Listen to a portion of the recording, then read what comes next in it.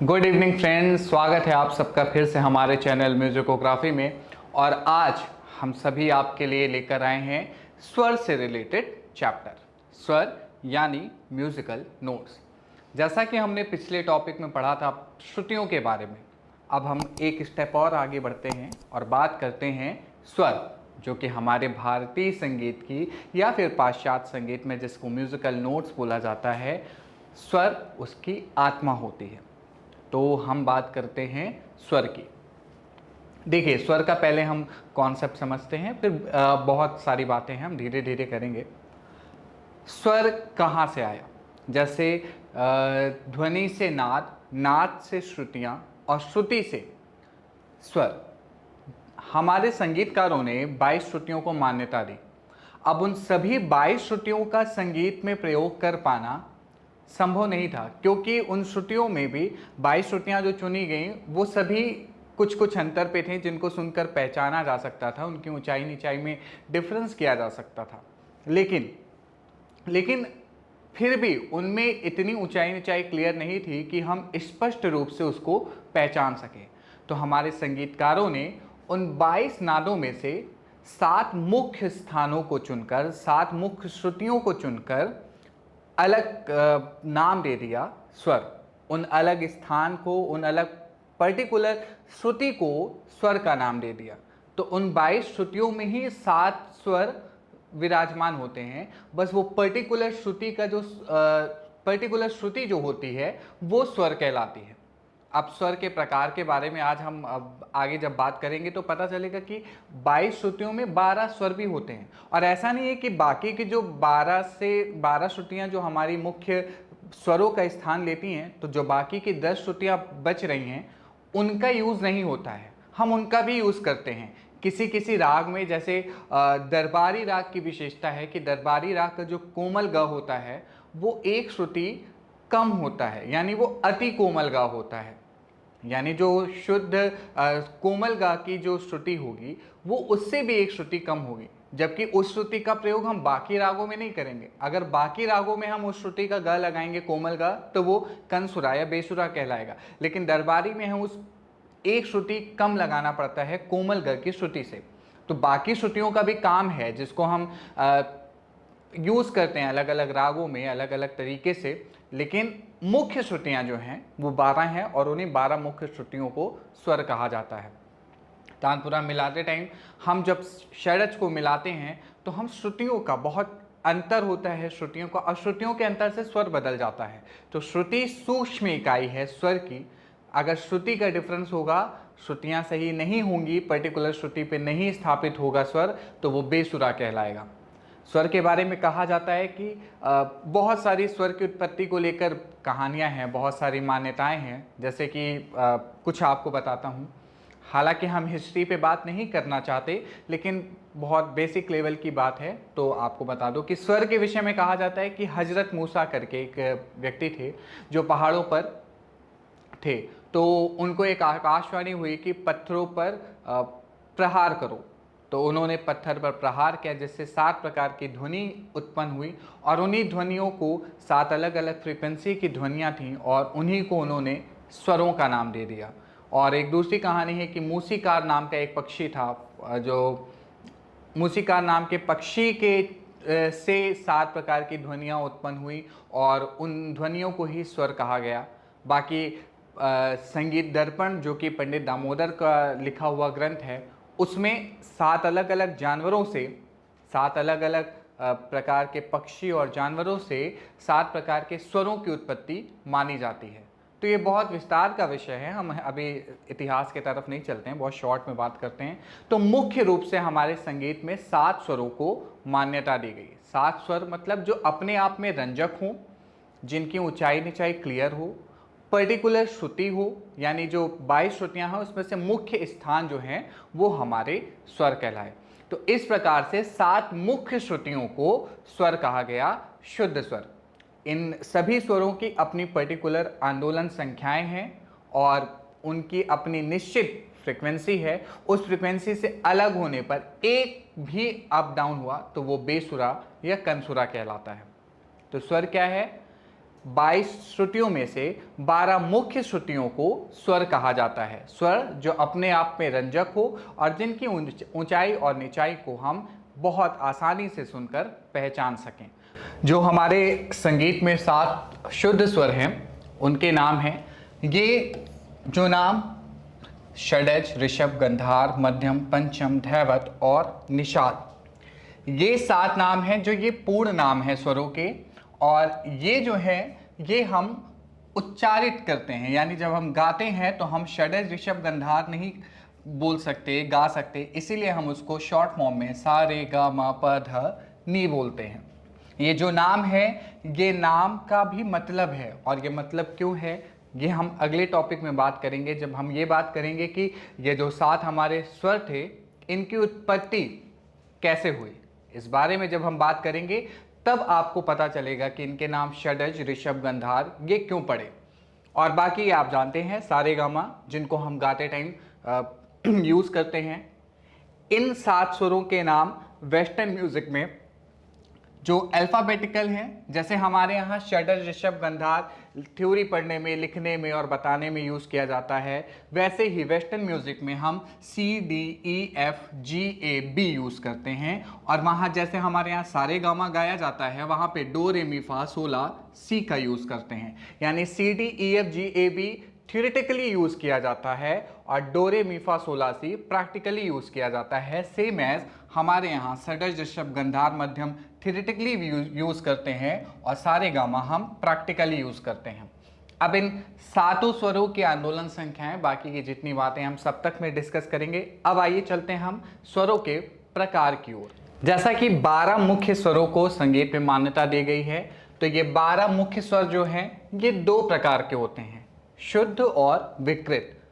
7 शुद्ध स्वर होते हैं, सा, रे, गा, मा, प, ध, नी, और 5 विकृत स्वर होते हैं। अब आइए समझते हैं शुद्ध और विकृत स्वर क्या होते हैं।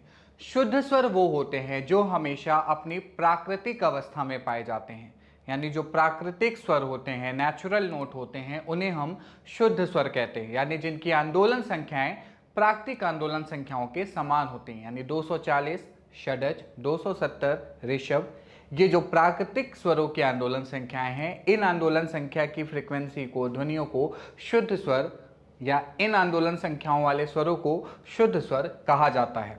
यानी जो स्वर हमेशा अपनी प्राकृतिक अवस्था में रहें उन्हें हम शुद्ध स्वर कहते हैं। और इनकी संख्या होती है 7, सा, रे, ग, म, प, ध और नी। विकृत स्वर क्या होते हैं? जैसा कि विकृत नाम से ही आपको पता चलता होगा, विकृत का मतलब जिसका स्वरूप बिगड़ जाए। तो विकृत स्वर वो होते हैं जिन स्वरों की आंदोलन संख्याएं प्राकृतिक आंदोलन संख्या से कम या ज़्यादा हो जाएं, यानी जिनकी जो प्राकृतिक अवस्था है उससे थोड़ा सा ऊपर या थोड़ा सा नीचे हो जाएं, उस आंदोलन संख्या के स्वरों को विकृत स्वर का दर्जा दिया जाता है। और विकृत स्वरों की संख्याएं होती हैं 5। विकृत स्वर कौन कौन से होते हैं? विकृत स्वर होते हैं रे, ग, म, ध और नी। अब ध्यान से समझिए कि हमारे पास शुद्ध स्वर भी 7 होते हैं, सा, रे, ग, म, प, ध और नी। और विकृत स्वर 5 होते हैं, 7, 5 टोटल 12। अब आप देखिए कि सा, रे, म, ध और नी, ये 5 स्वर जो हैं ये शुद्ध अवस्था में भी होते हैं और विकृत अवस्था में भी होते हैं। इसका मतलब रे, ग, म, ध और नी की 2 अवस्थाएं पाई जाती हैं, शुद्ध और विकृत। अब ये जो शुद्ध है ये 2 भागों में बांटा जाता है, चल और अचल। चल स्वर जिन स्वरों की आंदोलन संख्याएं ऊपर नीचे हो सकती हों, जैसे कि मैथ्स में भी आपने पढ़ा होगा कांस्टेंट और वेरिएबल। कांस्टेंट जिनकी वैल्यू हमेशा फिक्स होती है और वेरिएबल जिनकी वैल्यू फिक्स नहीं होती है, जिनकी वैल्यू कुछ भी हो सकती है। ठीक उसी तरह से संगीत में 7 शुद्ध स्वरों को 2 भागों में बांटा जाता है, 5 चल स्वरों की संख्याएं और 2 अचल स्वर।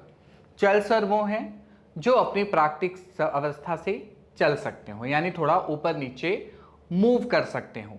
और अचल स्वर जो अपनी प्राकृतिक अवस्था में ही रहें, जिनका कोई भी दूसरा स्वरूप नहीं होता है संगीत में, उन्हें हम अचल स्वर कहते हैं। चल स्वर 5, रे, ग, म, ध और नी। और अचल स्वर हमारे दो होते हैं, षडज और पंचम। यानी हमारे संगीत में षडज और पंचम की दूसरी कोई अवस्था नहीं पाई जाती है। षडज और पंचम, सा और पा, हमेशा ऑलवेज शुद्ध अवस्था में रहते हैं, जबकि बाकी के जो 5 स्वर हमारे बसते हैं, रे, ग, म, ध और नी, इनकी 2 अवस्थाएं पाई जाती हैं, शुद्ध और विकृत अवस्थाएं।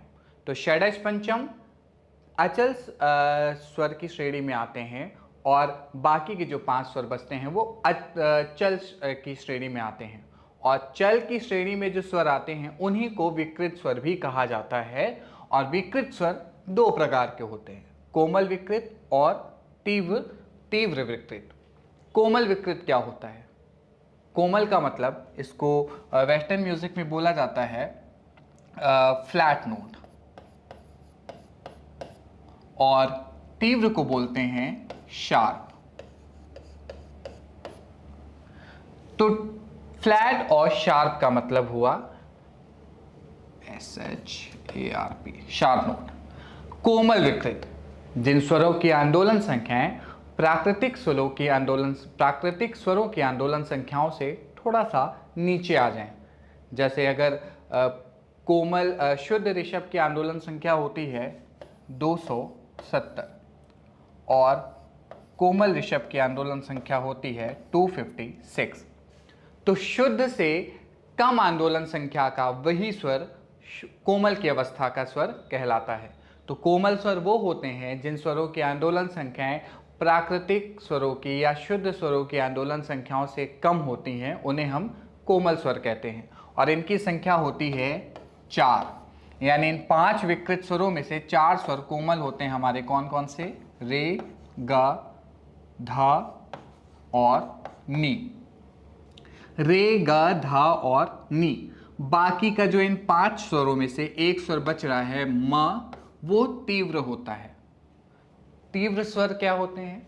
शार्प नोट, जिन स्वरों की आंदोलन संख्याएं प्राकृतिक यानी शुद्ध स्वरों की आंदोलन संख्याएं से ऊपर हो जाएं, जो हमें थोड़ा सा शुद्ध अवस्था से ऊपर सुनाई दें, वही सेम नोट, वो हमें तीव्र स्वर कहा जाता है उसे।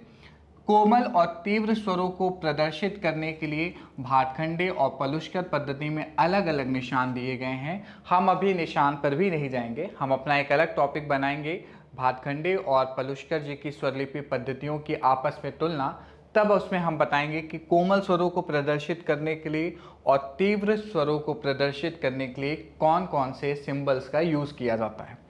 फिलहाल स्वरों के प्रकार पे हम एक फिर से जल्दी से समझते हैं। शुद्ध स्वर 7, विकृत स्वर 5, ये 12 स्वरों को 2 भागों में बांटा गया। शुद्ध स्वर वो जो हमेशा अपनी प्राकृतिक अवस्था में होते हैं, जो प्राकृतिक आंदोलन संख्याओं वाले स्वर होते हैं, और विकृत जो प्राकृतिक से थोड़ा सा ऊपर नीचे हो सकते हैं। शुद्ध स्वर 2 प्रकार के, चल और अचल। चल जो प्राकृतिक अवस्था से जिनका स्वरूप बिगड़ सकता हो, जिनकी आंदोलन संख्याएं थोड़ा ऊपर नीचे हो सकती हो, और अचल जिनकी आंदोलन संख्याएं नहीं ऊपर नीचे हो सकती, जो हमेशा एक ही अवस्था में होते हैं, उन्हें हम अचल कहते हैं। विकृत स्वर 2 प्रकार के, कोमल और तीव्र, फ्लैट एंड शार्प। फ्लैट यानी कोमल विकृत, मतलब जिन स्वरों की आंदोलन संख्याएं शुद्ध स्वरों की आंदोलन संख्याएं से कम हो जाती हैं, उन्हें हम कोमल विकृत कहते हैं। और तीव्र विकृत का मतलब जिन स्वरों की आंदोलन संख्याएं शुद्ध स्वरों की आंदोलन संख्या से ऊपर हो जाती हैं, उन्हें हम तीव्र विकृत स्वर कहते हैं। आइए अब एक चीज और समझते हैं। जो हमारे 12 स्वरों का ऑर्डर है, जैसे हारमोनियम में जो 12 स्वर हैं, या जो किसी भी इंस्ट्रूमेंट में 12 स्वरों का जो सीक्वेंस है वो इस तरीके से होता है। तो देखिए, ये जो वेस्टर्न नाम है CDEFGAB, सा रे गा मा पा धा नी, हम इसको कीज से समझते हैं। देखिए हमारे इंस्ट्रूमेंट में जो कीज होती हैं, पहली सफ़ेद को, यानी जो हमारा फर्स्ट वाइट की होती है, वो स्टैंडर्ड C माना जाता है। तो C D E F G A B यानी सा रे ग म प ध और नी, ये सा है और ये रे है। इसके बीच का जो स्वर है ये हुआ कोमल रे, क्योंकि सा और रे के बीच में कोमल रे आता है।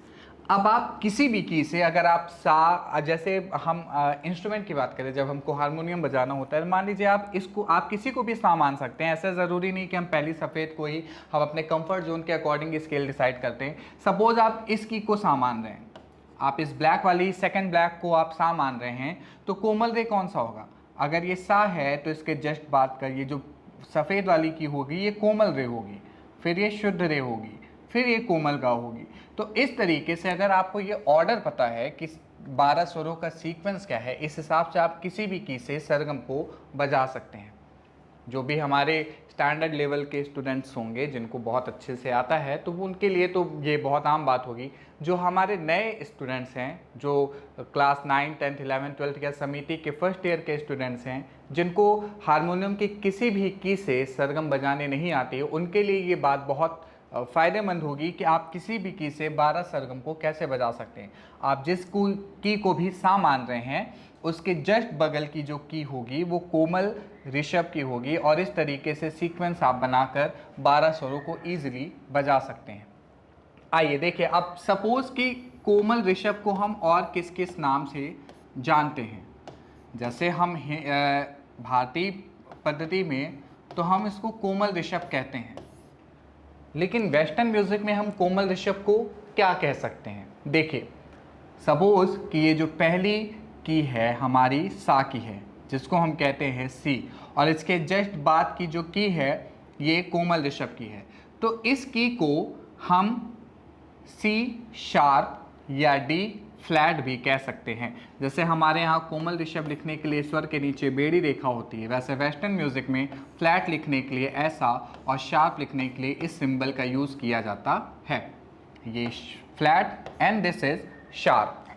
तो सी के टर्म में जब हम इस की का नाम बताएंगे तो कोमल ऋषभ का नाम हो जाएगा सी शार्प, और डी के टर्म में हम इस की का नाम बताएंगे तो this will be D flat. तो सी शार्प और D flat both are same स्वराज, दोनों सेम नोट हैं, बस नाम अलग हैं, लेकिन उनका काम, उनकी आंदोलन संख्याएं एक ही हैं। तो कोमल ऋषभ को हम सी शार्प या डी फ्लैट कह सकते हैं। जैसे हम स्केल बताते हैं सी शार्प लीजिए, तो सी शार्प का मतलब हुआ कि हम स्टैंडर्ड स्केल के अकॉर्डिंग कोमल ऋषभ स्वर मांग रहे हैं, वो हमारा सा माना जाएगा। तो C sharp and D flat. इसी तरीके से जब आप कोमल ग की बात करेंगे, जैसे सा रे ग, सा रे रे, और ये हो गया कोमल गा, दिस की विल बी कोमल गा। तो कोमल गा को हम क्या कह सकते हैं? डी के टर्म में हम इसको डी शार्प और ई के टर्म में हम इसको ई फ्लैट कहेंगे। क्योंकि अब ये क्यों हम डी शार्प और फ्लैट कह रहे हैं? जैसे कि आपको पता है तीव्र का मतलब होता है शार्प और फ्लैट का मतलब होता है कोमल, यानी फ्लैट में आंदोलन संख्या कम होती है और तीव्र में आंदोलन संख्या चढ़ती है। तो जब हम ये डी मान रहे हैं, तो अगर ये डी है, इसका मतलब कि इसकी आंदोलन संख्या, इस स्वर की आंदोलन संख्या इससे थोड़ी ज़्यादा है, इसीलिए हम उसको डी शार्प बोल रहे हैं। और जब हम ई के टर्म में बता रहे हैं तो मेन हमारा ई ये है, लेकिन इससे कम आंदोलन संख्या इस स्वर की होगी, इसीलिए इसको हम ई फ्लैट यानी कोमल गा कह रहे हैं। तो भारतीय पद्धति के अनुसार ये तीव्र रे और कोमल गा, और पाश्चात्य पद्धति के अनुसार ये डी शार्प और ई फ्लैट होगा। लेकिन हमारे यहाँ तीव्र रे जैसा कोई स्वर नहीं होता, इसलिए हम उसको बस कोमल गा कहते हैं, लेकिन वेस्टर्न म्यूज़िक में हम उसको डी शार्प और ई फ्लैट दोनों कह सकते हैं। इस तरीके से आप देखेंगे कि ई का कोई भी शार्प नोट नहीं होता है, क्योंकि ई अगर एफ के बीच में कोई की आपको नहीं दिख रही है, तो इसीलिए ई के बाद एफ शार्प और जी फ्लैट हो सकता है। ये एफ फ्लैट हो सकता है क्योंकि एफ के जस्ट बगल की है, तो हम इसको एफ फ्लैट बोल सकते हैं, लेकिन ई का शार्प नहीं होता है, तो हम इस की को ई का शार्प बोल सकते हैं, लेकिन यहाँ पे कोई ब्लैक की नहीं दिख रही, तो इसके जस्ट बगल की को ई शार्प बोला जा सकता है क्योंकि इसकी आंदोलन संख्या इससे ज़्यादा है। तो ये हो गया ई शार्प और ये हो गया एफ फ्लैट। इस तरीके से 12 स्वरों के नाम आप इजीली निकाल सकते हैं और याद कर सकते हैं। हालांकि इसकी ज़रूरत आपको समिति के एग्ज़ाम में नहीं पड़ेगी, ये आपकी पर्सनल नॉलेज के लिए था। बाकी समिति के सिलेबस में यही पूछा जा सकता है कि चल स्वरों की संख्या बताइए, अचल स्वरों की संख्या बताइए, चल स्वर क्या होते हैं, अचल स्वर क्या होते हैं। और ये आप एक बार हरीश चंद्र श्रीवास्तव जी की बुक को रेफ़र कर रहा हूँ, उनकी बुक से पढ़ेंगे तो आपको थियोरेटिकली समझ में आ जाएगा। बाकी अच्छा होगा कि आप उसको अपनी लैंग्वेज में, अपने शब्दों में रखें। तो इस वीडियो को आप ध्यान से सुनिएगा, पढ़िएगा, आप अपने शब्दों में बनाकर उसको आसानी से लिख सकते हैं। तो ये थे हमारे स्वरों के प्रकार। अगले वीडियो में हम सप्तक के बारे में, स्वरों का रसों के साथ संबंध, स्वरों का विभिन्न जानवरों के साथ, विभिन्न पक्षियों की आवाज़ों के साथ क्या है, उनके आवाज़ से कौन सा स्वर निकला है, इस बारे में बात करेंगे। तब तक के लिए गुड नाइट।